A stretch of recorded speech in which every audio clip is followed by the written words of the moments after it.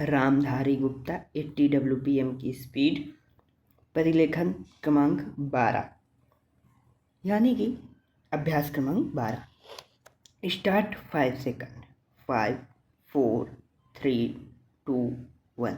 अध्यक्ष महोदय, जिस भावना से मैंने यह बिल पेश किया है उसको विरोधी पक्ष के लगभग सभी सदस्यों ने एक मत से महसूस किया है कि देश में बेकारी की जो समस्या है वह एक भयंकर समस्या है और उसके कारण हमारे देश का विकास, चाहे वह सामाजिक हो, आर्थिक हो या सांस्कृतिक, रुका हुआ है और ऐसी स्थिति में हम आगे बढ़ नहीं सकते हैं।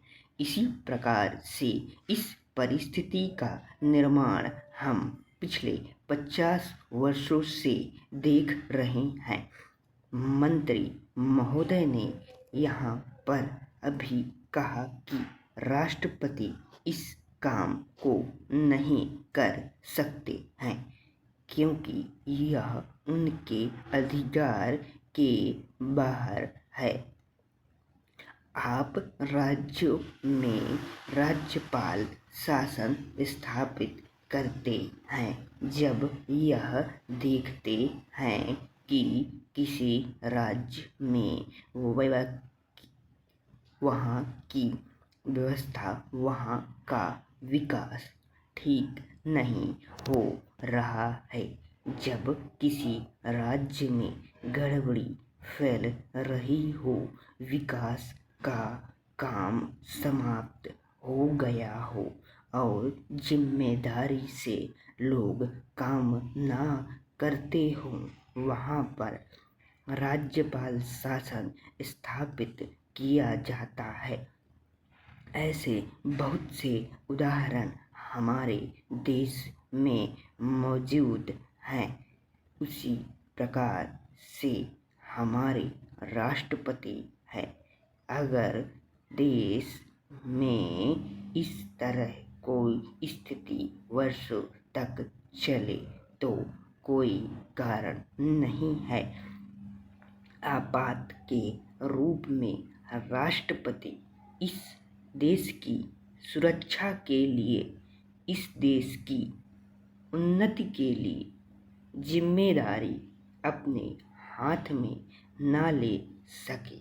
हमारे भाइयों ने बहुत से उदाहरण दिए हैं कि राज्यों में संयुक्त सरकारें नहीं चली, लेकिन उसके पीछे राजनीतिक हथकंडे थे। अगर कोई राजनीतिक पार्टी जिम्मेदारी से काम नहीं करती तो विधान में यह स्पष्ट है कि राष्ट्रपति अपने शासन अपने हाथ में ले ले। मैं एक उदाहरण देता हूँ कि संविधान में आदिवासी हरिजनों के उत्थान के लिए प्रण किया गया था कि 10 वर्ष में उनकी सामाजिक तथा आर्थिक स्थिति को सुधार देंगे।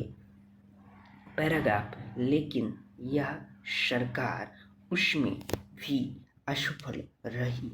उसको एक बार 10 वर्ष के लिए बढ़ाया गया और फिर दोबारा 10 वर्ष के लिए बढ़ाया गया।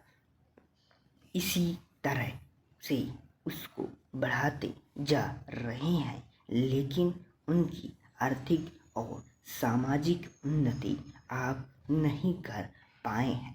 इस काम में सरकार बिल्कुल असफल हुई है। पिछली बार सरकार पर अविश्वास का प्रस्ताव भी आया था और वह होने वाला था। इसलिए मेरा कहना है कि हमारे देश में यह जो बेकारी की समस्या है वह एक बहुत ही भयंकर समस्या पैराग्राफ समाप्त।